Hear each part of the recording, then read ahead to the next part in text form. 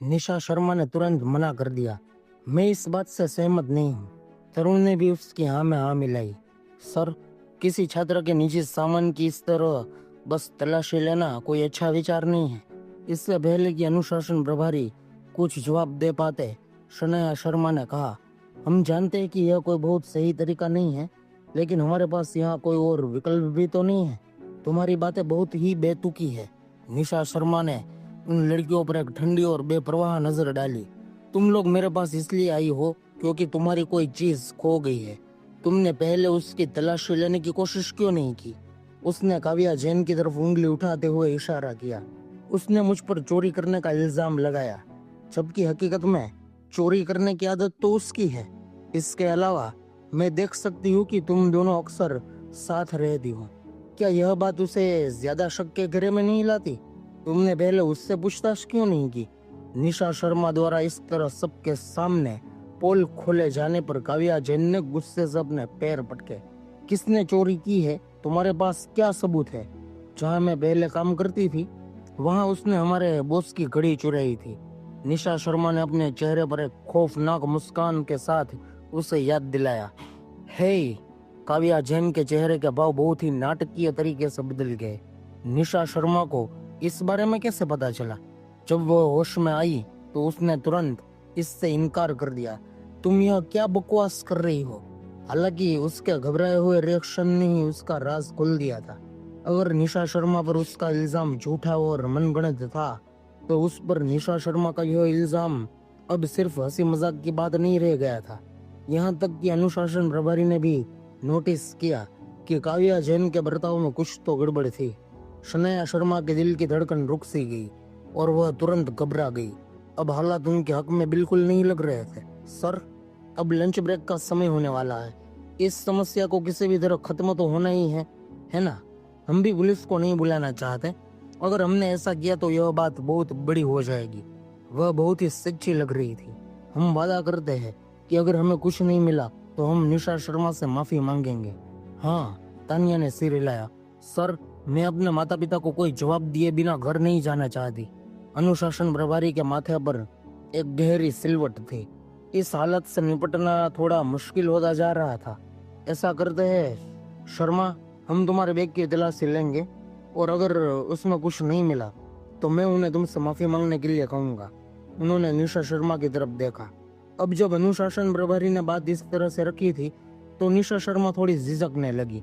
तरुण बोल पड़ा, सर, मुझे नहीं लगता कि यह सही है। शनाया शर्मा और बाकी दोनों खुद को नाक भौं सिकोड़ने से नहीं रोक पाई। जब निशा शर्मा भी अपना मन बदलने लगी थी तो वह और क्या करने की कोशिश कर रहा था? यह उसका मामला ही नहीं था। अगर उन्हें जब भी किसी बात पर शक हो और वे किसी दूसरे इंसान के बैग की तलाशी लेने लगे तो मुझे डर है कि भविष्य में बाकी लोग भी इसकी नकल करेंगे, जिसका स्कूल पर बहुत ही बुरा असर पड़ेगा। अनुशासन प्रभारी को भयंकर सिर दर्द महसूस होने लगा। तो तुम्हारे हिसाब से क्या किया जाना चाहिए? क्या हम सच में पुलिस को बुलाएं? वह निशा शर्मा को सीधे इस बात पर सहमत होने के लिए मजबूर कर सकते थे, लेकिन इससे छात्रों में आसानी से बगावत पैदा हो सकती थी। तरुण ने जवाब दिया, ऐसा करते हैं, अगर तुम्हें कुछ नहीं मिला तो पूरे स्कूल के सामने उससे माफी मांगना। हाँ, निशा शर्मा ने तुरंत सिर हिलाया और शनाया शर्मा और बाकी दोनों की तरफ इशारा किया। तुम तीनों को माफी मांगनी होगी। शनाया शर्मा और उसकी सहेलियों की आंखें फटी की फटी रह गई। वह ऐसा कैसे कर सकती थी? क्या हो अगर हमें वह मिल गया तो? लिशा ने अपने दांत पीसे। बेशक, जो तुम्हें ठीक लगे वह करना, निशा शर्मा ने नाक सिकोड़ते हुए कहा। लेकिन अगर तुम इसे नहीं ढूंढ पाई तो बेहतर होगा कि तुम सभी छात्रों के सामने मुझसे माफी मांगो और तुम्हें साबित करना होगा कि मैं चोरी के इल्जाम में बेगुनाह हूँ। बात करते हुए निशा शर्मा ने दरवाजे की तरफ एक नजर डाली। कुछ और छात्र भी तमाशा देखने के लिए वहां इकट्ठा हो गए थे। जब अनुशासन प्रभारी पीछे मुड़े तो वे छात्र तुरंत वहां से भाग गए। तुम्हें क्या लगता है? अनुशासन प्रभारी ने शनाया शर्मा और बाकी दोनों की तरफ देखा। ठीक है, तो फिर यह तय रहा। तानिया और लिशा ने सिर हिलाया। शनाया शर्मा फिर भी थोड़ी झिझक रही थी। उसे अंदर से लग रहा था कि कुछ तो गड़बड़ है। हालांकि निशा शर्मा ने उसे अपनी बात से पीछे हटने का कोई मौका नहीं दिया। अगर तुम सहमत नहीं हो तो मैं किसी भी हाल में तुम्हें अपना बैग चेक करने नहीं दूंगी। ठीक है। शनाया शर्मा ने आखिरकार हामी भरते हुए सिर हिलाया। जब वे आखिरकार एक सहमति पर पहुंच गए तो अनुशासन प्रभारी ने राहत की सांस ली। अगर छात्रों का यह समूह इस मामले को इस तरह सुलझा सकता था जिससे स्कूल पर कोई असर न पड़े तो यह काफी अच्छा था। हालांकि अनुशासन प्रभारी ने राहत महसूस की थी, लेकिन निशा शर्मा का काम अभी खत्म नहीं हुआ था।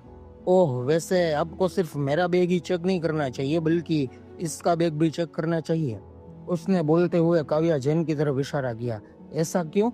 काव्या जैन ने गुस्से से पैर पटकते हुए कहा। ऐसा क्यों? निशा शर्मा जोर से हंसी। क्योंकि तुम्हारे पास पुराने रिकॉर्ड्स और आदतों का एक लंबा इतिहास है। इससे पहले कि काव्या जैन का गुस्सा फूटता, निशा ने कंधे उचकाते हुए कहा, अगर तुम सहमत हो तो हम शुरू कर सकते हैं। हालांकि अगर वह असहमत होती तो वे फिर से उसी गतिरोध पर पहुंच जाते जहां वे कुछ पल पहले थे। इससे पहले कि काव्या जैन एक भी शब्द बोल पाती, लिशा ने उसे घूर कर देखा। लिशा की उस अर्थपूर्ण नजर का सामना करते ही काव्या जैन के पास शिकायत के साथ सिर हिलाने के अलावा कोई चारा नहीं बचा था। ठीक है, अगर तुम चाहो तो मेरा भी चेक कर लो। अंदर ही अंदर निशा शर्मा के लिए उसकी नफरत और भी बढ़ गई थी। उसे बस समझ नहीं आ रहा था कि निशा शर्मा अब ऐसी इंसान कैसे बन गई थी जो वह अभी थी। निशा शर्मा के सामने वह इतनी बार हार महसूस कर चुकी थी कि वह लगभग टूटने की कगार पर थी। कोई बात नहीं, एक बार जब बाद में ब्रेसलेट मिल जाएगा तो निशा शर्मा के पास आगे बहस करने का कोई रास्ता नहीं बचेगा। एक बार जब उनकी आंखों के सामने पुख्ता सबूत पेश कर दिया जाएगा तो कोई भी निशा शर्मा की बातों पर यकीन नहीं करेगा। अब वह समय आएगा तो वे भी निशा शर्मा को एक चोर और आदतन झूठे मान लेंगे। फिर भला उस पर कौन यकीन करेगा? यह सोचकर काव्या जैन का गुस्सा आखिरकार थोड़ा कम हो गया। ठीक है, फिर देर हो रही है, चलो जल्दी करते हैं और शुरू करते हैं। काव्या जैन के सहमत होने के बाद निशा शर्मा ने तेजी से काम किया और बिना किसी देरी के अपना बैग सामने रख दिया। काव्या जैन ने भी अपना बैग लिया और उसे वहां रख दिया। निष्पक्षता सुनिश्चित करने के लिए चलो किसी और से इसे करवाते हैं, तरुण ने सुझाव दिया। लिशा ने तरुण को घूरते हुए देखा जैसे उसकी आंखों से खंजर निकल रहे हो। उसे समझ नहीं आ रहा था कि तरुण निशा शर्मा के साथ इतना अच्छा बर्ताव क्यों कर रहा था। वे दोनों रोमांटिक रूप से शामिल नहीं हो सकते थे, है ना? कारण चाहे जो भी हो, उसके ख्यालों ने उसके आसपास मची इस हलचल को कोई नुकसान नहीं पहुंचाया। अनुशासन प्रभारी ने क्लासरूम में इस नजारे को देख रही एक लड़की को तलाशी लेने के लिए बुलाया। उसने सबसे पहले निशा शर्मा के बैग के अंदर देखने से शुरुआत की। लड़की ने बैग खोला और उसके अंदर की सारी चीजें बाहर निकाल ली। हर कोई उसे घूर रहा था, उसकी हरकतों को बड़े ध्यान से देख रहा था। जब सबकी नजरें उसी पर टिकी थी तो लड़की के हाथ थोड़ा कांपने लगे, लेकिन उसने हिम्मत बनाए रखी और एक एक करके चीजें बाहर निकालती गई। निशा शर्मा के बैग में बहुत ज्यादा सामान नहीं था, लेकिन बैग के अंदर कई हिस्से थे। एक बड़े हिस्से से सारी चीजें निकालने और कुछ भी असामान्य न मिलने के बाद लड़की ने छोटे हिस्से की जिप खोली। छोटे हिस्से के अंदर कुछ टिश्यू पेपर और 2 बैंक कार्ड रखे हुए थे। लड़की ने उन सभी को एक मुट्ठी में बाहर निकाल लिया, लेकिन अगले ही पल उन सभी के चेहरों के भाव बदल गए। मेरा ब्रेसलेट! तानिया तुरंत उस पर झपटी और उन 2 बैंक कार्ड्स के बीच फंसे हुए उस ब्रेसलेट को पकड़ लिया। ब्रेसलेट को देखते ही उनमें से कई लोगों ने खामोशी से राहत की सांस ली। यहाँ तक कि शनाया शर्मा को भी ऐसा लगा मानो उसके अंदर का सारा दबाव अचानक से खत्म हो गया हो और वह एक इठलाती हुई मुस्कान के साथ चमक उठी। मेरा ब्रेसलेट सच में तुम्हारे पास था? तानिया इतनी भड़की हुई और साथ ही साथ गुस्से में थी कि उसका चेहरा ही बिगड़ गया। निशा शर्मा, अब तुम्हारे पास कहने के लिए क्या बचा? लिशा आगे आई। अपने अंदर की उस जंगली खुशी को रोकने की कोशिश में अपने होठ चबाते हुए उसने एक सच्चाई और गुस्से का दिखावा करते हुए निशा शर्मा को घूरा। बाकी लोगों के चेहरों के भाव भी बदल गए। ब्रेसलेट सचमुच निशा शर्मा के बैग में निकला तो क्या अभी अभी उसने जो बातें कही थी वे उसके घिनौने काम के बेनकाब होने से पहले का बस एक बेकार सा संघर्ष था? अब जब उन्होंने इसके बारे में सोचा तो यह और भी ज्यादा बेतुका लग रहा था। हर किसी की गुस्से भरी नजरें खुद पर टिके होने से निशा शर्मा थोड़ा घबरा गई। यह नामुमकिन है, यह तुम्हारा ब्रेसलेट नहीं है। निशा शर्मा ने ब्रेसलेट वापस छीनने की कोशिश में अपना हाथ आगे बढ़ाया। यह मेरा ब्रेसलेट है। तानिया पीछे हट गई और उसने निशा का हाथ झटक दिया। वह बहुत ही आक्रामक और खूंखार लग रही थी। तुम्हारा ब्रेसलेट? तुमने साफ तौर पर मेरा ब्रेसलेट चुराया है। अब जब सबूत मिल गया था तो भला तानिया को खुशी कैसे नहीं होती? निशा शर्मा के साथ मोलभाव करने और उसकी इतनी सारी शर्तों को मनवाने में उन्हें बहुत समय लगा था। अब जब उसने आखिरकार निशा को रंगे हाथों पकड़ लिया था तो वह उत्साह से फूली नहीं समा रही थी। यह साफ तौर पर मेरा ब्रेसलेट है। तानिया अपने अंदर उठ रहे जीत के उस तूफान से लगभग अपना आपा ही खो बैठी थी। तुम्हारी अभी भी यह कहने की हिम्मत कैसे हो रही है कि तुमने इसे नहीं चुराया है? अगर तुमने ऐसा नहीं किया तो यह तुम्हारे बैग के अंदर कैसे पहुंच गया? बाकी सभी ने निशा शर्मा पर असहमति और तिरस्कार भरी नजरें डाली। कुछ ही देर पहले निशा शर्मा के उस अड़ियल इनकार ने उनमें से कई लोगों को उसकी बेगुनाही पर यकीन करने पर मजबूर कर दिया था। हालांकि जब पुख्ता सबूत मिल गया था, जो कि उसके लिए बहुत ही शर्म की बात थी। सर, निशा बड़े गर्व के साथ आगे आई। अब हमें सबूत मिल गया है ना? आखिरकार उसी ने इसे चुराया है। मैंने चोरी नहीं की, निशा शर्मा चिल्लाई। यह उसका ब्रेसलेट नहीं है, मैंने इसे अपने लिए खरीदा है। तानिया ने व्यंग्यात्मक हंसी के साथ कहा। तुम्हारा ब्रेसलेट? इस ब्रेसलेट की कीमत 1,00,000 रुपये है। इसे खरीदने के लिए तुम्हारे पास पैसे कहाँ से आए? वह सही कह रही है, लिशा भी बीच में बोल पड़ी। तुम्हारे परिवार की माली हालत के बारे में किसने नहीं सुना है? तुम तो 2 वक्त की रोटी जुटाने के लिए भी संघर्ष करती हो, तो भला तुम 1,00,000 रुपये से ज्यादा का ब्रेसलेट कैसे खरीद सकती हो? अगर वे ऐसे हालात में नहीं होती तो वे अब तक ठाक मारकर रस पड़ी होती। उन्होंने कभी उम्मीद नहीं की थी कि सब कुछ इतनी आसानी से हो जाएगा। अब जब उन्होंने इस बारे में सोचा तो निशा शर्मा का वह इनकार करना अब उनके लिए एक फायदे की तरह लग रहा था। कुछ देर पहले उसने जितना ज्यादा मासूम बनने का नाटक किया था, अब वह उतनी ज्यादा शर्मिंदा होने वाली थी। निशा, अब जब हालात ऐसे हो गए हैं तो तुम्हारे इस बात से मुकरना बेकार है। शनाया शर्मा ने एक दुखी और अफसोस भरे चेहरे के साथ आगे आकर कहा। अगर तुमने अभी कुछ देर पहले ही इसे सौंप दिया होता तो हम मान लेते कि तुम बेगुनाह हो, लेकिन अब उसने ऐसे हाँ भरी मानो उसका दिल निशा शर्मा के लिए तड़प रहा हो। अनुशासन प्रभारी ने भी अपनी आंखों में गुस्से और निराशा के साथ निशा शर्मा को घूरा। उसके जैसी खूबसूरत छोटी बच्ची को ऐसे घिनौने कामों में क्यों शामिल होना पड़ा? एक तरफ खड़ी काव्या जैन ने राहत की सांस ली। वह खुशी से गदगद थी। अब निशा शर्मा अपने बचाव में और क्या कह सकती थी? दिन दहाड़े सबके सामने सबूत मिल गया था। वह भला खुद को इस गुनाह से कैसे बरी कर सकती थी? मैंने आपको बताया था ना, उसे समय समय पर छोटी छोटी चीजें चुराने और लोगों पर उन चीजों का झूठा इल्जाम लगाने की आदत है, जो उन्होंने की ही नहीं है। काव्या जैन आगे आई और बाकी लोगों के साथ मिलकर निशा शर्मा को धिक्कारने लगी। तुम्हारे जैसे छात्रों का होना स्कूल के लिए शर्म की बात है। छात्रा शर्मा, अब तुम्हें अपने बचाव में और क्या कहना है? अनुशासन प्रभारी बेहद गुस्से में थे। वह किसी भी हाल में इस तरह के घिनौने अपराध को बर्दाश्त नहीं करने वाले थे। मुझे कुछ कहना है। निशा शर्मा ने आखिरकार अपना सिर उठाया। उसके चेहरे पर एक बहुत ही सूक्ष्म और रहस्यमय भाव था। अब तुम और क्या कहना चाहती हो? तानिया ने गुस्से से नाक भों सिकोड़ते हुए कहा। सबूत अब पुख्ता है। तुम और क्या बहस करना चाहती हो? सबूत पुख्ता? निशा शर्मा ने ब्रेसलेट पर एक नजर डाली। क्या तुम्हें पक्का यकीन है कि यह तुम्हारा ब्रेसलेट है? बेशक, तानिया ने पूरी गंभीरता से सिर हिलाया। पिछली बार जब तुम मुझसे टकराई थी तब तुमने मेरा ब्रेसलेट चुरा लिया था। मैंने चुराया था? निशा शर्मा अचानक हंस पड़ी। तुम्हारे ब्रेसलेट की कीमत 1,00,000 रुपये से ज्यादा थी? हाँ।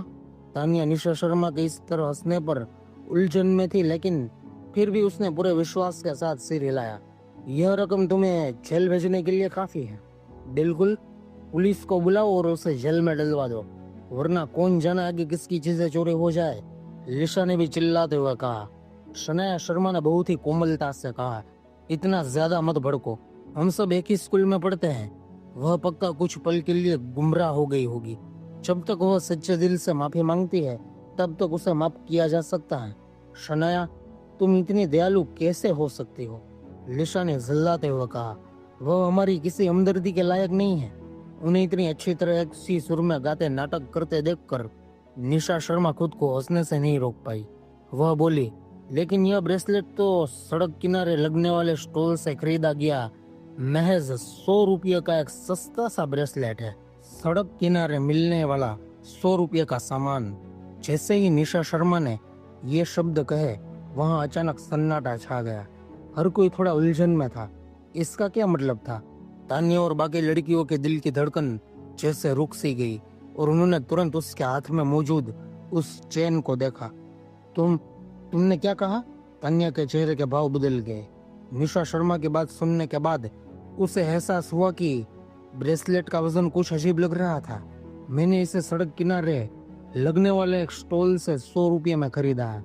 निशा शर्मा ने शांत चेहरे के साथ अपनी बात एक एक शब्द पर जोर देते हुए दोहराई। लेकिन बाकी लोगों को ऐसा लग रहा था जैसे उन्हें कोई भ्रम हो रहा हो। 100 रुपये में खरीदा? तुम बकवास कर रही हो। तान्या आखिरकार होश में आई और गुस्से से अपने पैर पटके। यह साफ तौर पर मेरा ब्रेसलेट है, क्या तुम्हें यकीन है? निशा शर्मा मुस्कुराई। फिर वह लंबे कदम भरते हुए आगे बढ़ी और उसके हाथ से वह चेन छीन ली। इससे पहले कि तान्या कोई प्रतिक्रिया दे पाती, ब्रेसलेट उससे छीना जा चुका था।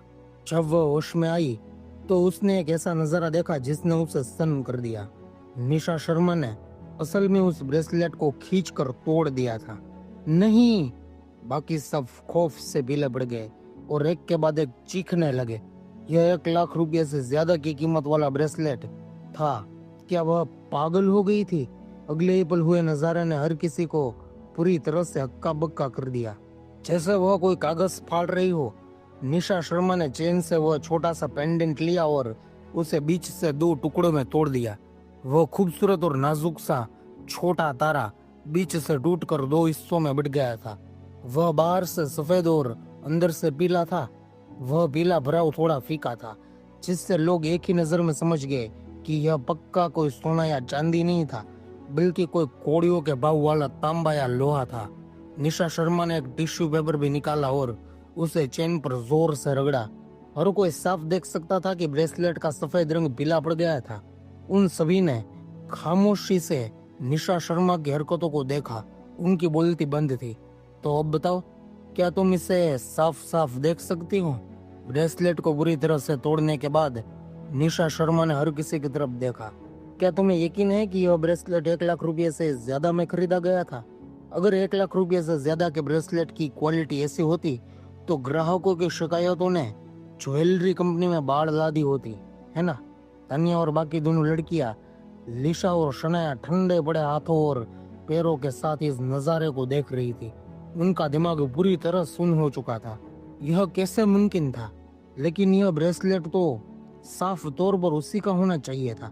निशा शर्मा ने अनुशासन प्रभारी की तरफ देखा। सर, क्या आपको लगता है कि इस ब्रेसलेट की कीमत 1 लाख रुपये है? बिल्कुल नहीं, यह तो बस लोहे की एक साधारण सी चेन है। अनुशासन प्रभारी ने अपना सिर हिलाया। भले ही उन्होंने खुद कभी ये नहीं पहने थे, लेकिन उन्होंने घर पर अपनी पत्नी और बेटी के लिए गहने खरीदे थे। वे सोने, चांदी, तांबे और या लोहे के बीच का फर्क अच्छी तरह जानते थे। किसी ने खुद को यह कहने से नहीं रोका, यह कोई असली ब्रेसलेट नहीं हो सकता। असली ब्रेसलेट के पेंडेंट पर सुपरस्टार आर्यन के हस्ताक्षर है। हर कोई यह ब्रेसलेट चाहता था, सिर्फ सितारे के हस्ताक्षर के लिए नहीं, बल्कि इसीलिए क्योंकि हस्ताक्षर ने ब्रेसलेट की कीमत बहुत बढ़ा दी थी। निशा शर्मा के हाथ में मौजूद वह ब्रेसलेट पक्का सड़क किनारे मिलने वाली कोई घटिया सी नकल थी, लेकिन यह कोई अचरज की बात नहीं थी। आखिरकार असली चीज कोई ऐसी चीज नहीं थी जिसे हर कोई खरीद सके। इसलिए भारत में हमेशा से ही नकली चीजों का बोलबाला रहा है और इसके मुख्य ग्राहक कम पैसे वाले छात्र ही होते हैं। बाकी लोगों की सहमति पाने के बाद निशा शर्मा मुस्कुराई। तो क्या मैंने यह ब्रेसलेट चुराया है? हर किसी ने तुरंत अपना सिर हिलाया और एक सुर में कहा, नहीं। निशा शर्मा की नजर शनाया शर्मा सहित उन तीनों लोगों के समूह पर घूमी। तो क्या तुम्हें अभी कुछ देर पहले किए गए अपने वादे को नहीं निभाना चाहिए? यह नामुमकिन है। अपनी इस घबराहट में तानिया को बस एक ही पैंतरा सूझा। वह चिल्लाई, तुम्हारे स्कूल बैग की अभी पूरी तलाशी नहीं ली गई है। मेरा ब्रेसलेट पक्का उसी में होगा। उसकी जिद को देखकर निशा शर्मा ने अपनी भौहें उठाई।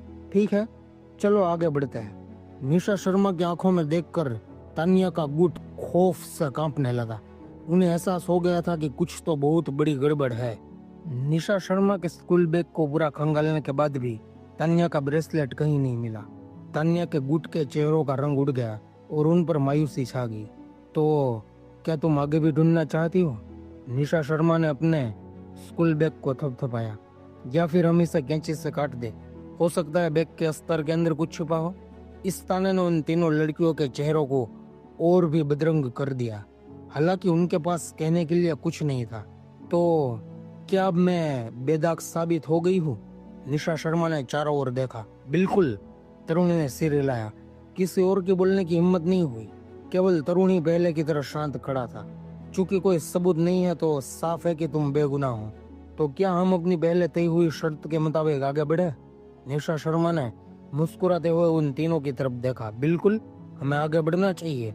तरुण ने सहमति जताई। सर, इस मामले को ऐसे ही तो नहीं जाने देंगे, है ना? अगर मैंने किसी के साथ गलत किया होता तो मैं माफी मांगता। अनुशासन प्रभारी थोड़े असमंजस में दिख रहे थे। निशा शर्मा ने चोरी नहीं की थी, जो कि बेशक एक अच्छी बात थी। हमें वही करना होगा जो हमने पहले तय किया था। अनुशासन प्रभारी ने शनाया शर्मा सहित उन तीनों की तरफ देखा।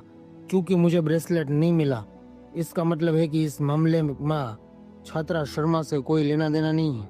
इसलिए तुम तीनों को उससे माफी मांगनी होगी, पूरे स्कूल के सामने माफी।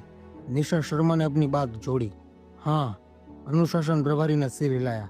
कल सुबह तुम अपना माफीनामा तैयार रखोगी और इसे पूरे स्कूल के सामने पढ़ोगी। ये शब्द सुनते ही शनाया शर्मा सहित तीनों लड़कियों के चेहरे पीले पड़ गए। सर, क्यों? तुम अपनी गलती नहीं मान रही हो? निशा शर्मा ने मुस्कुराते हुए कहा। जब तुम्हें लगा था कि मैं चोर हूँ तो तुम मुझे स्कूल से बाहर निकालना चाहती थी। अब मैं बस तुमसे माफी मांगने के लिए कह रही हूँ, तो तुम ऐसा क्यों नहीं कर सकती? निशा शर्मा की याद दिलाने पर हर किसी ने सोचा कि अभी अभी क्या हुआ था। कुछ ही देर पहले वे तीनों बहुत उत्साहित थी और निशा शर्मा को स्कूल से बाहर निकालना चाहती थी। किसी ने नहीं सोचा था कि पासा इतनी जल्दी पलट जाएगा। मैं शनाया शर्मा ने अपने होठों को इतनी जोर से काटा कि वे सफेद पड़ गए। यह बहुत ही अपमानजनक था। अगर उसने पूरे स्कूल के सामने माफी मांगी तो क्या वह किसी को मुंह दिखाने लायक रह जाएगी? वह स्कूल की सबसे खूबसूरत लड़की मानी जाती थी। इस घटना के बाद वह एक हंसी का पात्र बन जाएगी। हालांकि वह चाहे कितनी भी अनिच्छुक क्यों न हो, उसे हकीकत को स्वीकार करना ही पड़ा। ठीक है, उसने अपने दांत पीसे और सिर हिलाया। और तुम दोनों का क्या? निशा शर्मा ने फिर लिशा और तानिया की तरफ देखा। लिशा हैरान और अविश्वास में दिख रही थी। वह अभी भी इस बात पर यकीन नहीं करना चाहती थी। उन्होंने जाहिर तौर पर हर चीज की योजना बहुत अच्छे से बनाई थी, तो फिर अंत में ऐसा कैसे हो गया? शनाया शर्मा पहले ही मान चुकी है। क्या तुम लोग तैयार नहीं हो? निशा शर्मा ने दबाव डालते हुए कहा। मैं ठीक है। उन दोनों ने अपने दांत पीसे और जिल्लत के साथ सिर हिलाया। उनके दिलों में नफरत का उबाल उठ रहा था। बहुत बढ़िया। उनकी सहमति देखकर अनुशासन प्रभारी ने संतुष्टि में सिर हिलाया। चूंकि मामला सुलझ गया है। नहीं सर, निशा शर्मा ने उन्हें बीच में ही टोक दिया। यह मामला अभी तक खत्म नहीं हुआ है। नहीं हुआ है? ब्रेसलेट अभी भी गायब है। निशा शर्मा गंभीर दिख रही थी। और काव्या जैन के स्कूल बैग की अभी तक तलाशी नहीं ली गई है। हम अभी कुछ देर पहले इसी बारे में तो बात कर रहे थे। जब मुसीबत की यह आग उस तक पहुंची तो काव्या जैन का चेहरा पीला पड़ गया। तुम? निशा शर्मा ने उस पर एक तेज नजर डाली। हमने पहले ही इस बारे में बात कर ली थी। क्या ऐसा हो सकता है कि तुम अपने वादे से मुकर रही हो? इससे पहले कि काव्या जैन कुछ बोल पाती, उसने आगे कहा, भले ही तुम्हें अब पछतावा हो रहा हो, इसका कोई फायदा नहीं है। मुझे अपनी बेगुनाही पूरी तरह साबित करनी है। उसके बाद उसने स्कूल बैग की तलाशी ले रही लड़की से कहा, अब उसके स्कूल बैग की बारी है।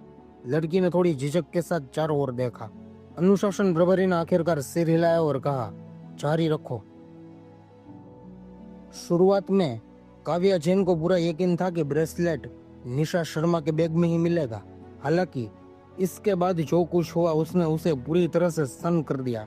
ब्रेसलेट कहाँ था? वह घबराए बिना नहीं रह सकी। अगर ब्रेसलेट निशा शर्मा के बैग में नहीं था तो फिर वह कहाँ हो सकता है? हालांकि वह जानती थी कि यह उसके बैग में तो बिल्कुल नहीं हो सकता, लेकिन उस लड़की को अपने बैग की तलाशी लेते देख उसके हाथ पैर ठंडे पड़ने लगे थे। जब उस लड़की ने गहरान भाव के साथ एक चांदी सफेद रंग का ब्रेसलेट बाहर निकाला तो काव्या जैन के दिल की धड़कन कुछ पलों के लिए रुक सी गई। उसका पूरा शरीर अब पत्थर की तरह सख्त हो गया था और वो हिलने डुलने में भी असमर्थ थी। यह कैसे हो सकता है? ब्रेसलेट उसके बैग में क्यों था? लेकिन वह चाहे कितनी भी हैरान क्यों ना हो, वह हकीकत को नहीं बदल सकती थी। यह तुम्हारा ब्रेसलेट है ना? निशा शर्मा ने तानिया से पूछा। इससे पहले कि तानिया कुछ बोल पाती, अनुशासन प्रभारी ने ब्रेसलेट ले लिया। यह एक असली प्लेटिनम ब्रेसलेट है जिस पर कुछ छोटे हीरे जड़े हुए हैं। अनुशासन प्रभारी ने बहुत ही फुर्ती से इस ब्रेसलेट के असली होने की पुष्टि कर दी। तानिया और काव्या जैन दोनों का रिएक्शन एक जैसा ही था। दोनों पूरी तरह से हक्की बक्की रह गई थी। काव्या जैन के बैग में ब्रेसलेट कैसे हो सकता है? मैंने इसे नहीं चुराया, तुमने मुझे फंसाया है। काव्या जैन ने आखिरकार प्रतिक्रिया दी और अपने चेहरे पर एक रोतलू और लाचार भाव के साथ निशा शर्मा की तरफ इशारा करते हुए चीखी, यह तुम हो जिसने मुझे फंसाया है, यह तुम हो। इसके इस इल्जाम का सामना करते हुए निशा शर्मा के चेहरे के भाव सख्त हो गए और वह जोर से दहाड़ी, बस करो। निशा शर्मा का चेहरा इतना तमतमाया हुआ और खौफनाक था मानो अगले ही पल कोई भयंकर तूफान आने वाला हो। क्या तुम्हें लगता है कि मुझे दबाना इतना आसान है? उसने एक बड़ा कदम आगे बढ़ाया और एक पल में काव्या जैन के पास पहुंच गई। उसका यह अंदाज बहुत ही डरावना और खौफनाक था। हर बार जब तुम कोई चीज चुराती हो तो तुम मुझ पर कीचड़ उछालने आ जाती हो और कहती हो कि वह मैंने चुराई है। चलो पहले जो हुआ उसे भूल जाते हैं। मैंने उन्हें बर्दाश्त किया और तुमसे बदला लेने की कोशिश नहीं की, लेकिन तुम अब भी मुझ पर झूठे इल्जाम लगा रही हो। तड़ाम! एक बहुत जोरदार आवाज सुनाई दी जिससे हर किसी का दिल जोरों से धड़कने लगा। आवाज की दिशा में मुड़ते ही उन सभी की सांसें खौफ से अटक गई। निशा शर्मा ने एक मेज को जोरदार लात मारकर जमीन पर गिरा दिया था और उस मेज के ऊपर रखी सारी किताबें अब पूरे फर्श पर बिखरी पड़ी थी। यह किस तरह की भयंकर ताकत थी? शर्मा! अनुशासन प्रभारी के चेहरे के भाव भी बदल गए। निशा शर्मा का चेहरा गुस्से से लाल हो गया था। उसने कई गहरी सांसें ली। उसका सीना ऐसे ऊपर नीचे हो रहा था मानो वह अपने गुस्से को काबू करने की भारी कोशिश कर रही हो। उसने काव्या जैन की तरफ इशारा किया और सर्द आवाज में बोली, काव्या जैन, कान खोलकर सुन लो। मुझे मजबूर मत करो, वरना बदतमीज के लिए मुझे कसूरवार मत ठहराना। अगली बार यह लात इस मेज पर नहीं बल्कि तुम पर पड़ेगी। अपनी बात पूरी करने के बाद वह मुड़ी और हर किसी की तरफ देखा। माफ करना, मैं खुद को रोक नहीं पाई। बाकी सबने जवाब में जल्दी जल्दी अपना सिर हिलाया। उन्हें लगा कि उसने अपने गुस्से को काबू करने में काफी अच्छा काम किया था। अगर उनकी जगह वे होते जिन पर बार बार झूठे इल्जाम लगाए जा रहे थे और अब सबूत सामने आने के बाद भी इल्जाम लगाया जा रहा था, तो वे काव्या जैन से बदला लेने की अपनी इस तड़प को रोक नहीं पाते। निशा शर्मा ने पहले ही बहुत संयम और धैर्य दिखाया था। अगर वे उसकी जगह होते तो उन्होंने अब तक काव्या जैन के मुंह पर एक जोरदार तमाचा जड़ दिया होता। टीचर, मुझे माफ कर दीजिए, मैं बहुत ज्यादा भड़क गई थी। निशा शर्मा ने अनुशासन प्रभारी से कहा। कोई बात नहीं, मैं समझता हूँ। अनुशासन प्रभारी बस उसे दिलासा ही दे सकते थे। फिक्र मत करो, मैं इस मामले को संभाल लूंगा। निशा शर्मा के चेहरे पर गुस्सा देखकर अनुशासन प्रभारी को भी उसके लिए थोड़ी हमदर्दी महसूस हुई। जो कोई भी इस सब से गुजरेगा वह पक्का गुस्से से आग बबूला हो जाएगा। निशा शर्मा ने उसे न पीटकर पहले ही बहुत अच्छा बर्ताव किया था। यह सोचकर उन्होंने काव्या जैन की तरफ देखा जो अभी तक सदमे से बाहर नहीं आ पाई थी। ऑफिस चलो और मुझे इस सब का साफ साफ जवाब दो। वह बहुत सख्त और भड़के हुए लग रहे थे। कितनी बागी लड़की है, तुम्हारी ऐसा करने की हिम्मत कैसे हुई? मुझे अभी तुम्हारे माता पिता को बुलाना होगा। मैं इस तरह की घटिया हरकत को बिल्कुल बर्दाश्त नहीं करूंगा। चीजें चुराना और दूसरों पर झूठे इल्जाम लगाना, यह छात्रा तो अपनी हदें ही पार कर चुकी थी। जब काव्या जैन ने सुना कि वे उसके माता पिता को बुलाने वाले हैं तो उसका चेहरा खौफ से राख की तरफ पीला पड़ गया। मैंने यह नहीं किया है, उन्होंने मुझे ऐसा करने के लिए मजबूर किया था। उसका हाथ तुरंत तानिया, लिशा और सनाया की तिकड़ी की तरफ इशारा कर रहा था। क्या? वहां मौजूद हर कोई एक बार फिर सन रह गया। क्या इसके पीछे भी कोई कहानी थी? काव्या जैन के शब्दों ने हर किसी को सन्न कर दिया। क्या इस ड्रामे का शनाया शर्मा की तिकड़ी से भी कोई लेना देना था? काव्या जैन के इस अचानक फटे बम से शनाया शर्मा की तिकड़ी भी हक्की बक्की रह गई थी। यह बेवकूफी इस मामले की पोल क्यों खोल रही थी? लेकिन काव्या जैन चाहे जो भी दावा करें, वे इसे कभी नहीं मानेंगी। तुम बकवास कर रही हो। लिशा ने तेजी से प्रतिक्रिया दी। वह तुरंत आगे आई। उसके चेहरे पर गुस्सा साफ दिख रहा था। गलती तुमने की है और तुम्हारी हम पर झूठा इल्जाम लगाने की हिम्मत कैसे हुई? तानिया ने आगे कहा, हाँ, इसका हमसे क्या लेना देना है? तुमने ही मेरा ब्रेसलेट चुराया है। शनाया शर्मा बहुत ही लाचार और दुखी दिख रही थी। काव्या, क्या तुम हमें भी अपने साथ कीचड़ में घसीटने की कोशिश कर रही हो? इस तिकड़ी की प्रतिक्रिया ने तमाशा देख रहे लोगों को भी सोच में डाल दिया। सच कौन बोल रहा था? निशा शर्मा ने तिरस्कार भरी मुस्कान के साथ कहा, सर, ऐसा लगता है कि चीजें उतनी आसान नहीं है जितनी वे दिख रही हैं। अनुशासन प्रभारी के चेहरे के भाव पूरी तरह से सख्त और खौफनाक हो गए थे। उन्होंने कभी उम्मीद नहीं की थी कि बात इस हद तक बढ़ जाएगी। तुम सब मेरे साथ चलो। वे बहुत गुस्से में थे। टीचर, शनाया शर्मा की तिकड़ी ने एक सुर में कहा, हमारे साथ गलत हो रहा है। उनके साथ गलत हो रहा है या नहीं, यह सबूतों पर निर्भर करता है। निशा शर्मा ने धीरे से कहा, टीचर, मुझे लगता है कि इस मामले की सावधानी से जांच होनी चाहिए। अगर सच में उन पर झूठा इल्जाम लगाया गया है तो इल्जाम लगाने वाले को सजा मिलनी चाहिए। लेकिन अगर यह सच है, अनुशासन प्रभारी ने सिर हिलाया और ठंडे आवाज में कहा, मुझे पता है कि मुझे क्या करना है। निशा शर्मा ने कंधे उचकाए। टीचर, मुझे यह आप पर छोड़ना होगा। मुझे अभी और भी काम निपटाना है, इसलिए मुझे पहले वापस जाना होगा। शनाया शर्मा एक पल के लिए सन्न रह गई। उसने उम्मीद नहीं की थी कि निशा शर्मा अपने इस फायदे का इस्तेमाल नहीं करेगी। उसने सोचा था कि निशा शर्मा उसे इतनी आसानी से जाने देने से पक्का इनकार कर देगी। उसकी उलझन भरी आंखों से आंखें मिलाते हुए निशा शर्मा चमकते हुए मुस्कुराई। शनाया शर्मा ने तुरंत अपनी नजरें फेर ली, मानो धधकती लपटों से झुलस गई हो। उसका वह अपराधी और सहमा हुआ चेहरा देखकर निशा शर्मा एक बार फिर मुस्कुराई। बेशक वह जानती थी कि शनाया शर्मा क्या सोच रही होगी। बात बस इतनी थी कि उसने पहले ही अंतिम परिणाम का अंदाजा लगा लिया था।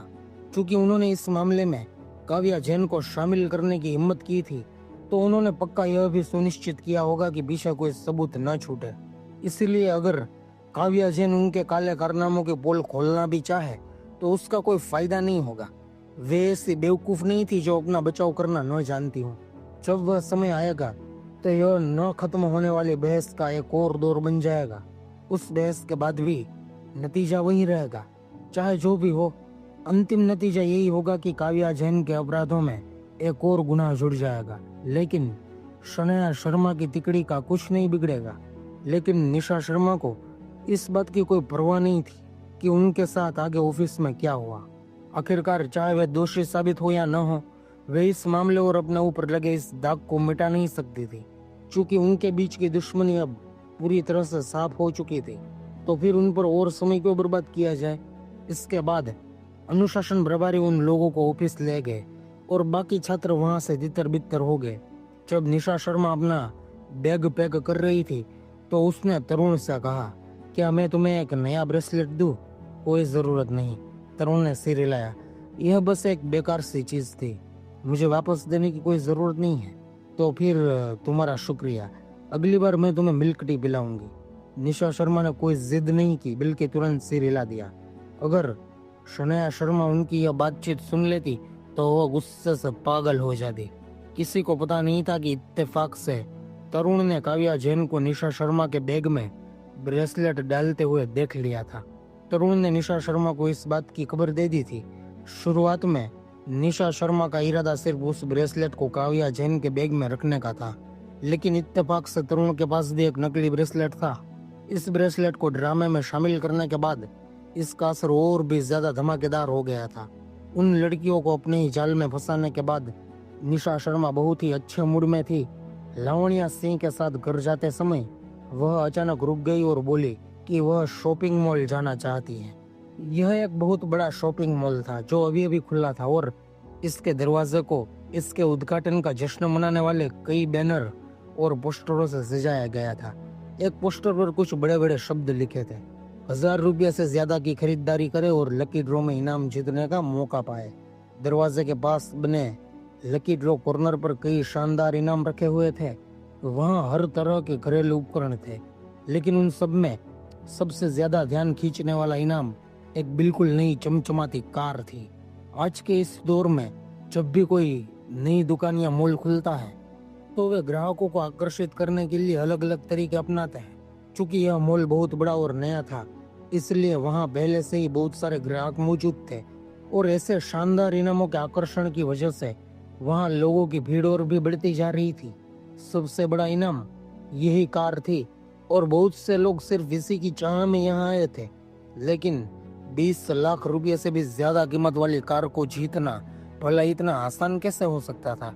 कार के आसपास रखे कई इनाम बांटे जा चुके थे, लेकिन वह कार अभी भी वही खड़ी थी और उसकी मौजूदगी लगातार और भी ग्राहकों को अपनी ओर खींच रही थी। उस बड़े से पारदर्शी लकी ड्रॉ बॉक्स के अंदर अनगिनत सफेद गेंदें रखी थी। इन सफेद गेंदों को खोलने पर ही ड्रॉ का नतीजा पता चलता था। जब भी कोई व्यक्ति इनाम की पर्ची निकाल रहा होता तो आसपास खड़े कई लोग अपनी सांसें रोककर उसे ऐसे घूरते मानो वे खुद ही वह पर्ची निकाल रहे हो। और जब निकलने वाले इनाम की घोषणा की जाती तो हर कोई और भी ज्यादा नर्वस हो जाता। उन्हें किसी बड़े इनाम के निकलने की उम्मीद भी होती थी, लेकिन साथ ही यह डर भी सताता था कि कहीं कोई बड़ा इनाम कोई और न ले उड़े। लोगों का हुजूम उम्मीदों के साथ आता और मायूसी के साथ लौट जाता। तुम क्या खरीदने वाली हो? लावण्या सिंह ने पूछा। मैं बस लकी ड्रॉ में हिस्सा लेने के लिए कुछ खरीद रही हूँ, निशा शर्मा ने बेपरवाही से समझाते हुए कहा और आगे बढ़ती रही। Lucky draw? लावण्या सिंह और भी ज्यादा उलझन में पड़ गई। निशा शर्मा को अचानक लकी ड्रॉ में इतनी दिलचस्पी क्यों होने लगी थी? हालांकि उसने ज्यादा सवाल नहीं पूछे और इसके बजाय निशा शर्मा के पीछे पीछे मॉल के अंदर चली गई। सच में इस मॉल में बहुत सारी चीजें थी जो हर तरह की कैटेगरी को कवर करती थी। लावण्या सिंह का एक शॉपिंग कार्ट धकेलते हुए निशा शर्मा के पीछे पीछे चल रही थी और उसे एक के बाद एक चीजें कार्ट में डालते हुए देख रही थी। मेरे घर पर भी ये चीजें रखी है, अगली बार मैं तुम्हारे लिए ले आऊंगी, लावण्या सिंह ने कहा। कोई बात नहीं, वैसे भी मुझे इनका इस्तेमाल करना ही है, निशा शर्मा ने इत्मीनान से जवाब दिया। जल्द ही उसने अपनी जरूरत का सारा सामान इकट्ठा कर लिया और बिलिंग काउंटर की तरफ चल दी। बिलिंग काउंटर्स पर लोगों की लंबी कतारें लगी थी और उनकी बारी आने में लगभग आधा घंटा लग गया। निशा शर्मा ने जो सामान खरीदा था उसका बिल 1000 रुपये से ज्यादा का था और अपनी रसीद के साथ वह अब लकी ड्रॉ में हिस्सा ले सकती थी। लावण्या सिंह निशा शर्मा के पीछे पीछे लकी ड्रॉ कॉर्नर तक गई। इनाम निकालने की प्रक्रिया थोड़ी धीमी थी, इसीलिए जब तक निशा शर्मा की बारी आई तब तक आधा घंटा और बीत चुका था। उनसे पहले लाइन में खड़े लोगों में से जिस व्यक्ति ने सबसे बड़ा इनाम जीता था उसे एक टीवी मिला था। भले ही यह कोई कार नहीं थी, लेकिन यह भी एक बहुत ही बड़ा सरप्राइज था। स्टाफ को वह टीवी बाहर निकालते हुए देखकर हर किसी की आंखों में ईर्ष्या थी। निशा शर्मा को दूसरों से कोई लेना देना नहीं था। अपनी रसीद स्टाफ को सौंपने के बाद उसने सीधा अपना हाथ लकी ड्रॉ बॉक्स में डाल दिया। हर कोई देख सकता था कि उसने बाहर निकालने से पहले कुछ देर तक बॉक्स के अंदर टटोला और फिर एक गेंद बाहर निकाली। इसे खोलो, इसमें पक्का कोई बड़ा इनाम होगा, लावण्या सिंह ने उत्साह के साथ आगे झुकते हुए कहा। अपनी पूरी जिंदगी में उसने कभी कोई इनाम नहीं जीता था, यहाँ तक कि सबसे आम इनाम जैसे कि एक और कोल्ड ड्रिंक मुफ्त भी नहीं। इसीलिए उसे किस्मत वाले लोगों से बहुत ईर्ष्या होती थी। निशा शर्मा मुस्कुराई। तुम्हें कैसे पता कि इसमें कोई बड़ा इनाम है? तुम पक्का जैकपॉट जीत सकती हो। लावण्या सिंह बेहद आत्मविश्वास से भरी लग रही थी। निशा शर्मा हंसी। तो चलो फिर बड़ा इनाम ही जीत लेते हैं। अपनी बात पूरी करने के बाद उसने थोड़ा सा जोर लगाकर उस सफेद गेंद को खोल दिया। उसके अंदर मुड़ा हुआ कागज का एक टुकड़ा था। उसने कागज को खोला। सबसे ऊपर लिखे शब्दों के पढ़ने के बाद लावण्या सिंह एक पल के लिए हक्की बक्की रह गई। फिर उसकी पुतलियां सिकुड़ गई और उसने अचानक जोर से सांस खींची। वह खुशी से चीखी। बहुत ज्यादा उत्साहित होने की वजह से उसकी आवाज कांप रही थी। सबसे बड़ा इनाम कार। उसके कार शब्द कहते ही ऐसा लगा मानो किसी ने म्यूट बटन दबा दिया। 2 सेकंड बाद उस जगह पर फिर से हलचल मच गई। कार? क्या मैंने सही सुना? सबसे बड़ा इनाम? ऐसा हो ही नहीं सकता। मैं अभी भी इनाम निकलने का इंतजार कर रहा हूँ। क्या सच में कार निकल रही है? तमाशा देख रही भीड़ की आवाजें तेज होने लगी और उनकी बेचैनी और उत्साह हर तरफ फैलने लगा। स्टाफ का एक आदमी तुरंत उनकी तरफ झुका और बोला, मुझे पहले इसे देखना होगा। पर्ची पर लिखे शब्दों को साफ साफ पढ़ने के बाद वह स्टाफ मेंबर भी सन्न रह गया। यह सच में सबसे बड़ा इनाम था। यह कैसी किस्मत थी। हैरानी से चीखने के बाद आसपास खड़े लोग उनकी तरफ इकट्ठा होने लगे। मुझे देखने दो, मुझे देखने दो। शब्दों को साफ साफ देखने के बाद हर किसी के चेहरे के भाव बहुत ही पेचीदा हो गए। उत्साह, ईर्ष्या, निराशा, ये सारी भावनाएं एक साथ मिल गई थी, जिससे हर कोई लगभग पागल सा हो रहा था। वह सबसे बड़ा इनाम था। लड़की, तुम बहुत किस्मत वाली हो। यह सच में सबसे बड़ा इनाम है। ओह नहीं, मेरी कार। मैं अभी भी अपनी बारी का इंतजार कर रहा हूँ। मुझे बहुत जलन हो रही है। लड़की, तुम्हारी किस्मत सच में बेमिसाल है। लड़की, क्या तुम्हारे पास ड्राइविंग लाइसेंस है? क्या तुम अभी भी एक छात्रा हो? तुम कितनी किस्मत वाली हो। इतनी अच्छी किस्मत, हर कोई यही सोच रहा था। हर कोई जलन से भरा हुआ था। भला कौन जैकपॉट नहीं जीतना चाहेगा? लेकिन उनमें से जो किस्मत वाले होते भी थे, वे ज्यादा से ज्यादा एक इलेक्ट्रिक केतली जैसी चीजें ही जीत पाते थे। एक कार के सामने वो तो कुछ भी नहीं था। निशु, तुमने सबसे बड़ा इनाम जीत लिया। शुरुआती सदमे से बाहर आने के बाद लावण्या सिंह होश में आई और उसने तुरंत निशा शर्मा को गले लगा लिया और खुशी से उछलने लगी। तुम कितनी किस्मत वाली हो। वह एक कार है। बेशक लावण्या सिंह के परिवार के पास घर पर एक कार थी, लेकिन लकी ड्रॉ में कार जीतना एक बिल्कुल ही अलग बात थी।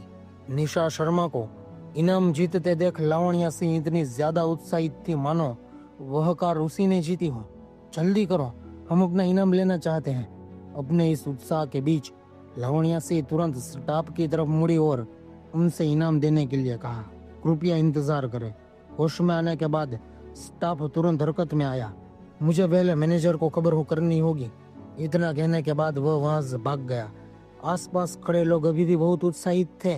हालांकि वे इनाम जीतने वाले नहीं थे, लेकिन फिर भी उनकी आंखों के ठीक सामने यह इनाम निकला था और इनके मायने बहुत अलग थे।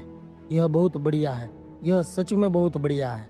लावण्या सिंह अभी भी बहुत उत्साहित थी और खुशी से उछल रही थी। अगर मेरी किस्मत भी तुम्हारे जैसी होती तो कितना अच्छा होता। इसके जवाब में निशा शर्मा ने बिना एक शब्द कहे बस मुस्कुरा दिया।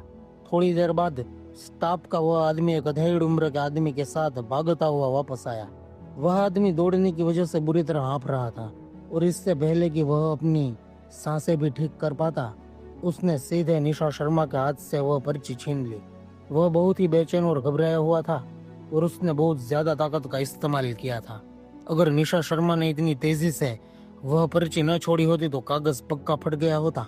उस पर लिखे शब्दों को पढ़ने के बाद एक पल के लिए उसकी सांसें रुक गई। क्या क्या सच में तुमने इसे निकाला है? यह शब्द सुनते ही लावण्या सिंह थोड़ी भड़क गई। तुम्हारे कहने का क्या मतलब है? अगर हमने इसे नहीं निकाला है तो क्या हमने इसे खुद छापा है? यहाँ इतने सारे लोग मौजूद हैं, भला हम ऐसा कैसे कर सकते हैं? आसपास खड़े तमाशबीनों ने भी उनका समर्थन किया। हमने खुद इसे अपनी आंखों से देखा है। इस छोटी बच्ची ने ही यह इनाम निकाला है। अगर यह नहीं माना जाएगा तो क्या मैं इसे निकाल पाऊंगा? सपना देखते रहो। आसपास खड़े हर इंसान की इस हुटिंग से उस आदमी का चेहरा थोड़ा पीला पड़ गया और उसके माथे से ठंडा पसीना टपकने लगा। उसके होठों के कोने फड़फड़ाए और उसने जल्दी से सफाई देते हुए कहा, माफ कीजिएगा, मेरे कहने का वो मतलब नहीं था। मैं बस बहुत ज्यादा हैरान था। मेरा नाम मैनेजर माथुर है। निशा शर्मा मुस्कुराई। कोई बात नहीं, आपको बस इसकी जांच करनी है। मैनेजर माथुर के चेहरे का रंग उड़ गया। उनकी मुस्कान थोड़ी कड़वी थी। ध्यान से जांच करने के बाद उन्होंने बिना किसी खुशी के सिर हिलाया। यह सच में सबसे बड़ा इनाम ही है। यह सच में सबसे बड़ा इनाम है ना? लावण्या सिंह निशा शर्मा से भी ज्यादा खुश लग रही थी। चूंकि यह असली है तो जल्दी से हमारा इनाम दिलवाने में हमारी मदद कीजिए। हमें इसके बाद और भी काम करना है। मैनेजर माथुर ने मुस्कुराती हुई निशा शर्मा की तरफ देखा और उनके दिल की कड़वाहट और भी ज्यादा गहरी हो गई। उन्हें सच में उम्मीद नहीं थी कि कोई इतनी जल्दी इस कार को जीत लेगा। यह तो बहुत ही भयंकर हो गया। इसके बाद होने वाले भयंकर परिणामों के बारे में सोचकर उनकी आंखों में लगभग आंसू ही आ गए थे, लेकिन हर किसी के सामने कुछ भी करने की उनकी हिम्मत नहीं हुई।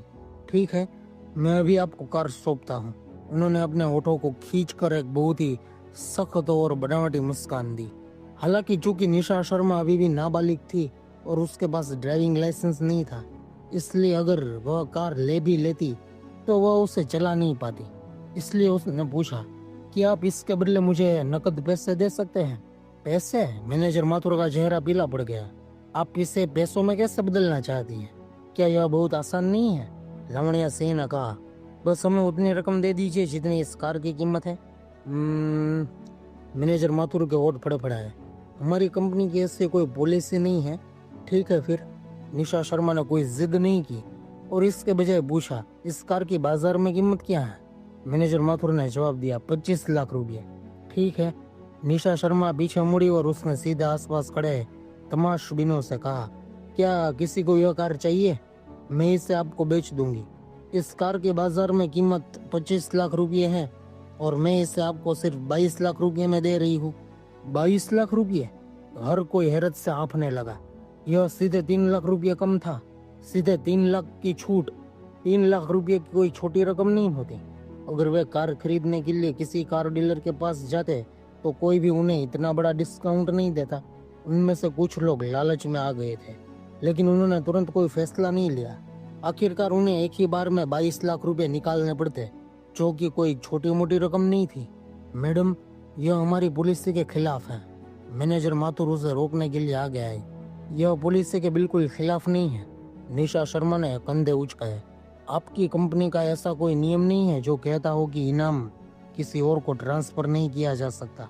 इसके अलावा यह कार अब मेरी है, तो मुझे इसके साथ जो चाहे करने का पूरा हक है। मैनेजर माथुर का चेहरा फड़फड़ाया। यह तो सच है। तो फिर ठीक है। निशा शर्मा ने उन्हें बीच में ही टोक दिया। वैसे भी मैं इसका इस्तेमाल नहीं कर सकती, इसलिए जाहिर है कि मुझे इसे बेचना ही होगा। या फिर क्या मैं इसे आपको ही बेच दूं? मैनेजर माथुर एक पल के लिए सन्न रह गए। मेरे साथ मजाक करना बंद कीजिए। मैं आपके साथ कोई मजाक नहीं कर रही हूँ। निशा शर्मा ने अपना सिर हिलाया। मैं बिल्कुल सीरियस हूँ। चूंकि मैं कार का इस्तेमाल नहीं कर सकती, इसलिए इसे अपने पास रखना मेरे लिए बेकार है। जो कोई भी इसे खरीद सकता है मैं उसे यह दे दूंगी। मैनेजर माथुर खुद को खामोश होने से नहीं रोक पाया। कौन इसे खरीदना चाहता है? निशा शर्मा पीछे मुड़ी और भीड़ की तरफ चिल्ला कर बोली, 22 लाख रुपए और यह चमचमाती कार आपकी। रुकिए। मैनेजर माथुर तुरंत चिल्लाए और फिर निशा शर्मा को एक तरफ खींच लिया। ऐसा करते हैं, मेरे पास अभी इतने पैसे नहीं हैं। क्या आप इसकी कीमत थोड़ी कम कर सकती हैं? लावण्या सिंह ने मैनेजर माथुर को सवालों भरी नजरों से देखा। क्या वह सच में इसे खरीदना चाहते हैं? मैनेजर माथुर, जैसा कि आप जानते हैं यह बिल्कुल नई कार है। मैंने पहले ही 3 लाख रुपए कम कर दिए हैं। यह पहले से ही एक बहुत बड़ा डिस्काउंट है। निशा शर्मा गंभीर थी। अगर मेरे पास ड्राइविंग लाइसेंस होता तो मैं इसे कभी नहीं बेचती। मैनेजर माथुर कड़वाहट के साथ मुस्कुराए। बेशक मैं जानता हूँ कि आपने एक बहुत बड़ा डिस्काउंट दिया है, लेकिन मेरे पास सच में इतने पैसे नहीं है। किसी के लिए भी एक ही बार में इतनी बड़ी रकम निकालना आसान नहीं होता। अब खुद देखिए, इन तमाशबीनों में से कौन एक बार में इतने पैसे निकाल सकता है? बस कीमत थोड़ी सी कम कर दीजिए। निशा शर्मा ने एक पल के लिए सोचा और आखिरकार सिर हिलाया। ठीक है, फिर 21 लाख रुपये, इससे एक पैसा कम नहीं। मैनेजर माथुर अभी भी मोलभाव करना चाहता था, लेकिन निशा शर्मा का पक्का इरादा देखकर अंत में वे अपने दांत पीस कर ही रह गए। ठीक है, 21 लाख रुपये, डील पक्की।